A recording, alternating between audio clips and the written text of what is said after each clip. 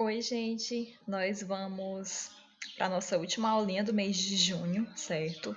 Lembrando que nós estamos estudando a unidade 4 do livro de vocês, que é a América Anglo-Saxônica, e hoje nós vamos para o tema Estados Unidos da América, ok? Vocês encontram esse conteúdo no livro de vocês, na página 108 até a página 111, certo?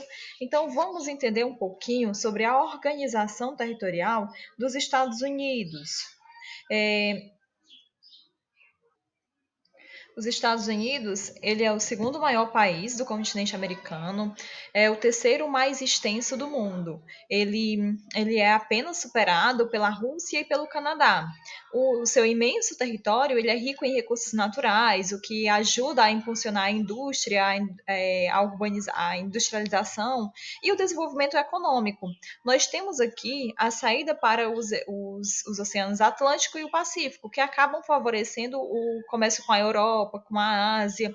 Ele tem uma posição estratégica em relação à navegação, como também estratégica em relação a navios militares. A Marinha dos Estados Unidos é, Marinha estadunidense tem a maior e mais bem equipada frota do planeta, com bases espalhadas para operar em várias regiões do mundo. Então, nós temos aqui a relevância, a importância, o poder que os Estados Unidos têm em relação a ter também o seu território, os seus pontos estratégicos e o poder militar.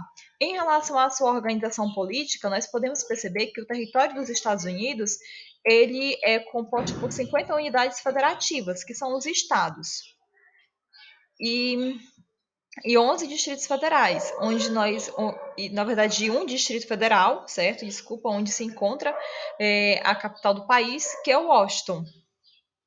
E nós temos também dois estados que não se encontram em terras contínuas, que no caso é o Alasca, uma península no noroeste do continente, e o arquipélago do Havaí, certo? No Oceano Pacífico.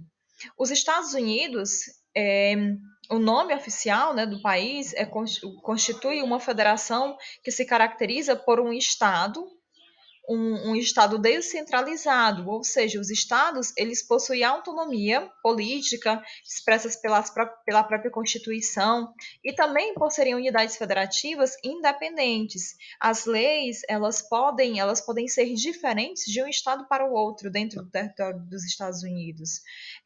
Há estado, por exemplo, que nós temos a idade mínima para dirigir é 16 anos. Em outros estados, não se pode dirigir antes dos 18 anos. Então, nós temos aí, dentro dos Estados Unidos, estados com características diversas, certo? Em relação à formação do território dos Estados Unidos, do território estadunidense, o território dos Estados Unidos ele começou a ser delimitado ainda no século XVI, com 13 colônias inglesas. Elas foram implantadas pelos ingleses e pelos europeus e de outras nacionalidades também, certo? Entre os Apalaches e o Oceano Pacífico. É, Essas colônias, elas se desenvolveram de formas diferentes, devido a um conjunto de fatores políticos, econômicos e também naturais. Nas colônias do norte, que vocês conseguem observar aqui nesse mapa, certo? As colônias do norte, na cor roxa, certo? Eram colônias eram colônias de povoamento. No livro de vocês tem também esse mapa, mas ele traz cores diferentes. No livro de vocês nós temos as colônias do norte na cor verde, certo? Nesse mapa aqui, as colônias do norte, elas são representadas pelo roxo e as colônias do sul pela cor verde. As colônias do norte, elas eram colônias de povoamento. As colônias do sul, elas eram colônias de exploração. Então, atenção para isso, observem sempre a legenda dos mapas, certo? Nós temos aí as colônias de povoamento, onde se destacavam o cultivo da batata, do trigo, da cevada e de outros produtos agrícolas. Já nas colônias do sul, nós tínhamos as colônias de exploração. Nessas colônias de exploração, tinha destaque para o cultivo do algodão e do tabaco. Nas colônias do norte e do sul, elas se relacionavam de formas diferentes com a Inglaterra. Elas se relacionavam de maneiras diferentes com a Inglaterra, que na época era metrópole. E enquanto as do norte eram mais independentes e autônomas do ponto de vista econômico e político, as do sul elas eram mais dependentes do mercado inglês. E foram as colônias do norte que iniciaram o movimento de resistência contra a Inglaterra até a proclamação da independência dos Estados Unidos, que aconteceu no ano de 1776, certo, gente? Então, nós temos aqui as características da formação desse território, é, que nós tínhamos aí, no caso, as colônias de exploração, que elas também são comparadas ao que aconteceu no território brasileiro. O território brasileiro, nós tínhamos colônias de exploração, mas dentro do território dos Estados Unidos também tinham as colônias de povoamento. A nossa semelhança em relação ao povoamento, ela só acontece posterior às colônias de exploração. Nos Estados Unidos, não, acontecia simultaneamente. Em um território, em uma parte do território, nós tínhamos as partes de colonização e em outra parte do território tinham as colônias de povoamento. E essas colônias de povoamento, elas ficam mais no litoral leste do território dos Estados Unidos, também comparado ao que aconteceu no Brasil, certo? No litoral onde nós tínhamos a grande concentração de pessoas, inclusive hoje são as áreas mais urbanizadas e industrializadas dos Estados Unidos, e a mesma coisa aconteceu no Brasil. Os colonizadores eles chegaram no litoral leste, e nós temos hoje aí a região sul-sudeste e todo o litoral do Brasil, onde se encontra a maior concentração da população. Então nós podemos também fazer este equivalente entre os dois países, certo? Só nesse sentido.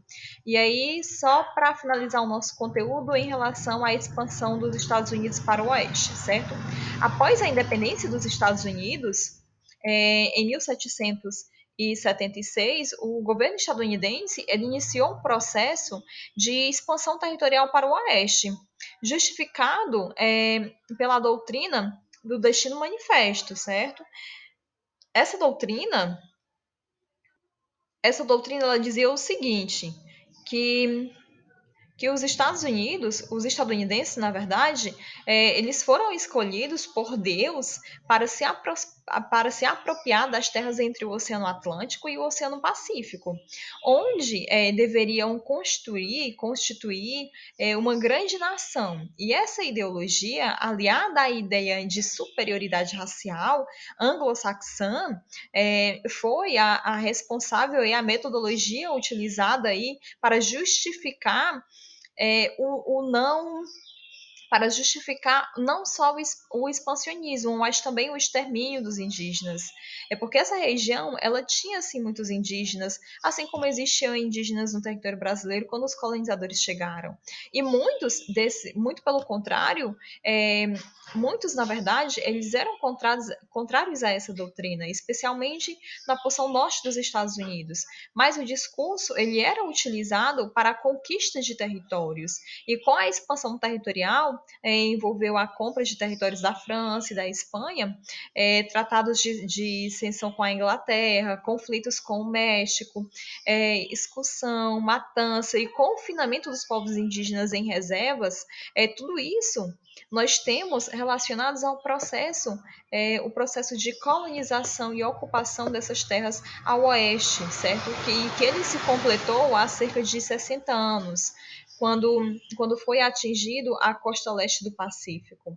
Então, o nosso conteúdo de hoje, nós encerramos aqui, certo?